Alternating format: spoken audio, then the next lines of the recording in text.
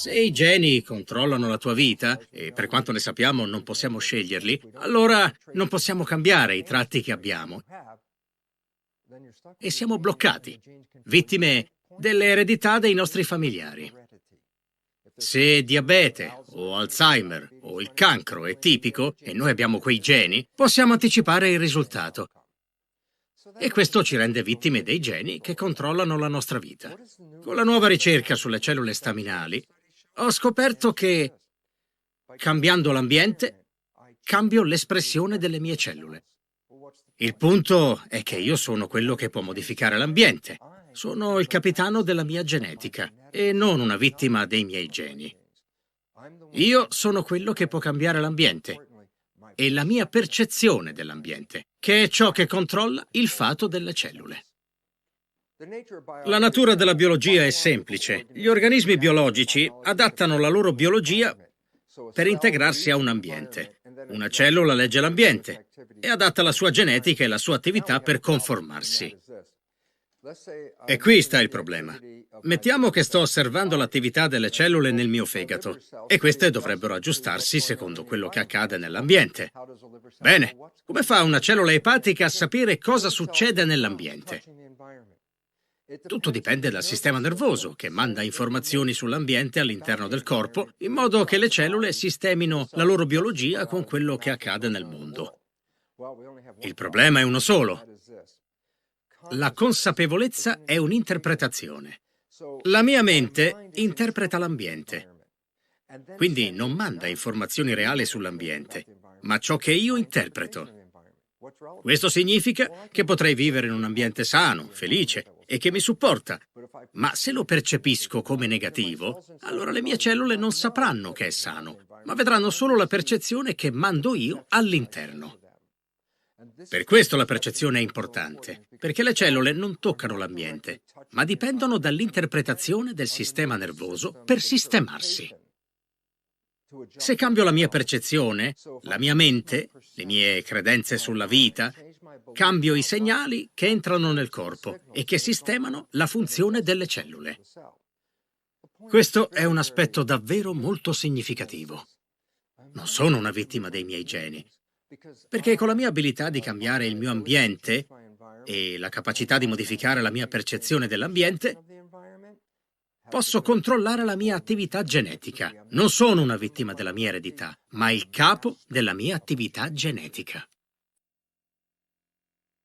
Nel capire come affrontiamo l'ambiente e come lavoriamo con la percezione, il fattore più importante che bisogna sottolineare è che c'è una mente tra l'ambiente e le cellule. Quando parlo di mente, tutti pensano a una singola entità, la mente.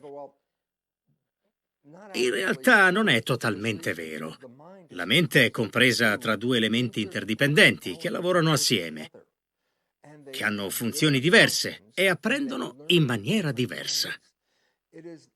Il fatto di non esserne consapevoli è un problema, perché quando parliamo di mente pensiamo a una cosa sola. Dico invece che ci sono due menti, con percezioni, credenze e attitudini verso la vita differenti. Si tratta della mente conscia e del subconscio, e la differenza è profonda.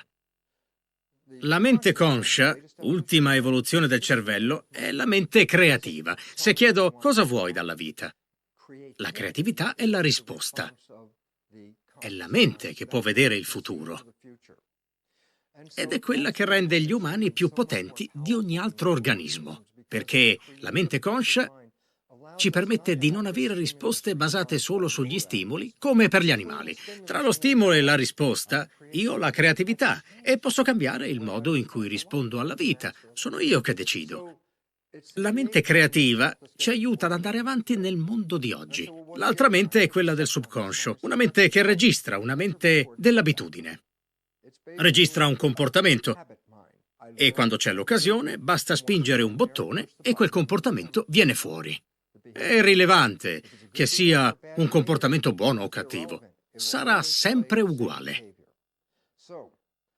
Quando guardo il mondo, posso guardarlo attraverso la mia mente conscia ed esprimere desideri o volontà. Dire che questo è quello che voglio dalla mia vita. Oppure, come fanno molti di noi senza saperlo, quando si guarda al mondo si apre una finestra sul subconscio, il programma su come interpretare la vita e come rispondere. Perché è rilevante? Perché i programmi del subconscio si imparano osservando il comportamento di altre persone. La madre, il padre, i fratelli, la comunità. Nei primi 7 anni di vita si impara osservando gli altri. E quindi i comportamenti fondamentali stanno nel subconscio e non nei nostri desideri. Sono copie del comportamento altrui. Se opero attraverso la mente cosciente, controllo la mia vita nel modo in cui preferisco.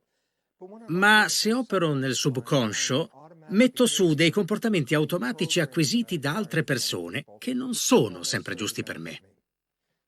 L'ultimo aspetto da chiedersi è: perché si scappa dal subconscio, se basta usare la mente conscia? È un'ottima idea, ma con un problema.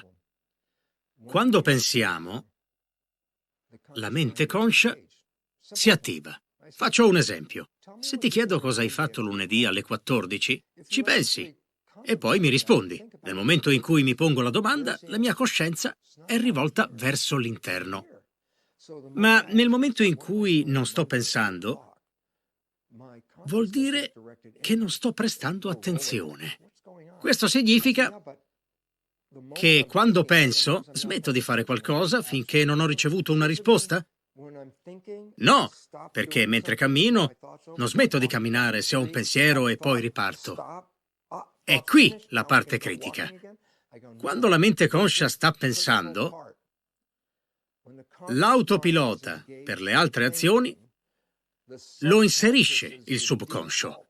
La mia mente conscia potrebbe essere attiva, ma è il subconscio a portare avanti le altre attività, che sia camminare, guidare o comunicare con altre persone. Non mi serve la mente conscia, ho già il programma su come fare quelle altre cose. Il punto è che quando pensiamo, non usiamo la mente conscia per controllare le nostre vite, tralasciando il potenziale controllo personale. Non è più la persona che ha il controllo. Da qui derivano i problemi. Per prima cosa, i programmi del subconscio derivano da altre persone. Poi, il 70% di questi programmi sono negativi, avvilenti e autosabotanti. Infine, quando ci sono questi programmi è perché per il 95% del tempo la mia mente conscia è impegnata a pensare. Se la mente conscia sta pensando e parte il programma del subconscio, alla fine sono io che non controllo il mio stesso comportamento. Perché? Perché sto osservando l'interno della mia testa che pensa e il comportamento automatico va avanti senza essere controllato. Questo vuol dire che il 95% del giorno non operiamo con la mente conscia dei nostri desideri. Il 95% del giorno, siccome stiamo pensando, parte di default il subconscio. Siccome la maggior parte dei programmi è negativa e invisibile, bisogna alzarsi la mattina e dire che oggi si esaudiranno i propri desideri, si troverà l'amore, il miglior lavoro possibile, la salute e che queste sono le proprie intenzioni, i propri desideri e le proprie volontà. Si esce la mattina carichi e si torna a casa con la coda tra le gambe se non accade. Ma la visione del successo c'era alla mattina. Quindi si pensa di essere una vittima e che la vita è fuori controllo, che non sia successo perché l'universo non ci aiuta. Ma in realtà si scopre che la percezione era tutta sbagliata.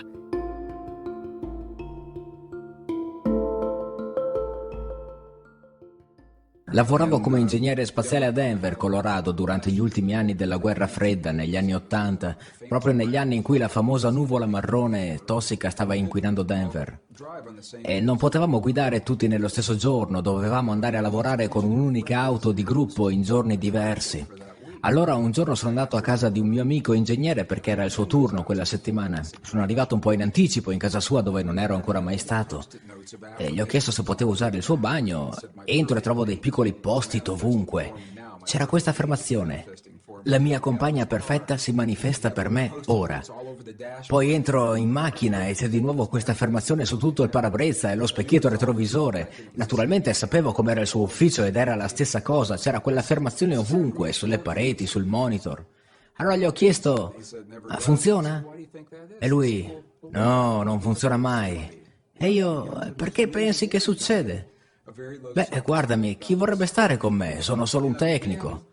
Aveva un'autostima bassissima. E ho iniziato a pensare al modo in cui stava applicando quelle affermazioni. Dopotutto altri avevano avuto il successo sperato. La differenza è che in lui il processo del pensiero non andava mai oltre ciò che accadeva nella sua mente, nella sua immagine di sé, la sua mancanza di autostima, mentre il pensiero è importante.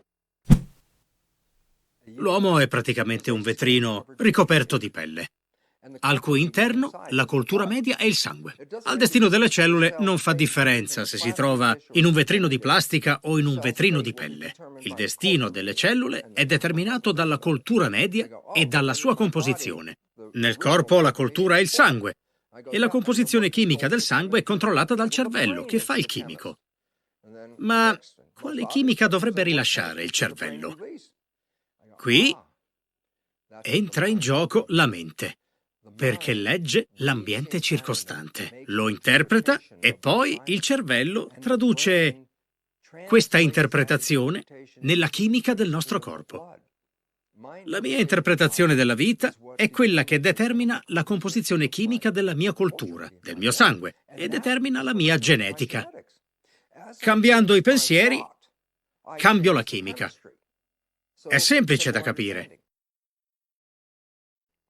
Quello che ci invitano a fare gli antichi nelle loro tradizioni è raggiungere quelle possibilità con la nostra mente. Questo è il potere della mente. Ecco perché la nostra autostima è così importante. Il mio amico ingegnere diceva, perché qualcuno dovrebbe aver voglia di stare con me? L'affermazione era vuota, era un pensiero senza energia e non poteva invitarlo a diventare realtà. La cosa interessante è che siamo stati condizionati a sentire le sensazioni di cose che non vogliamo nella nostra vita e di cui siamo spaventati. Alle 6 del mattino accendiamo la TV e ascoltiamo il telegiornale con le sue notizie orribili e iniziamo la giornata sperando che non accadano a noi, che non siano dietro l'angolo. E la domanda che mi pongo e che mi affascina è: dove abbiamo imparato a sentire le cose che non vogliamo piuttosto che quelle che scegliamo di volere? Come sarebbe diversa la nostra vita se eliminassimo tutto quello che ci blocca e semplicemente scegliere noi stessi come vogliamo trascorrere ogni momento, ogni giorno della nostra vita, le relazioni personali, la carriera, l'abbondanza, la pace in famiglia. E certamente la nostra vita sarebbe alquanto diversa se riuscissimo a farlo. Esistono prove scientifiche che mostrano esattamente come potrebbe essere la nostra vita, perché potremmo sperimentare molto velocemente quello che abbiamo creato.